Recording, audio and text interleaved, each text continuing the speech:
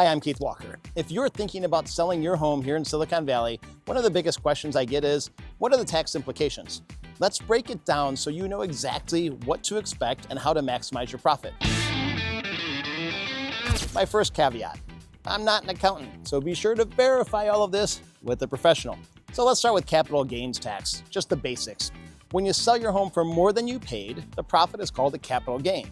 In California, you'll face both federal and state taxes on that gain unless you qualify for an exclusion. Federal capital gains tax ranges from 0 to 20% depending on how your income and how long you've owned the home. California treats capital gains as regular income, with rates from 1% up to 13.3%, some of the highest in the country. Your biggest tax break. Here's the good news. If you've lived in your home as your primary residence for at least 2 of the last 5 years, you could exclude up to $250,000 of profit if you're single, or $500,000 if you're married and filing jointly. To qualify, you must own the home for at least 2 of the last 5 years, use it as your primary residence for at least 2 of those years, not have claimed this exclusion on another home in the past 2 years. If you meet these requirements, that chunk of your profit is tax-free. Anything above that exclusion is taxable. Silicon Valley home prices have soared.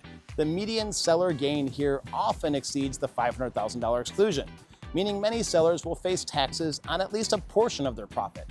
For example, the median gain in some parts of Silicon Valley is now over $575,000. So how do you minimize your taxable gain? Don't leave money on the table. Here's how you can reduce your taxable capital gain.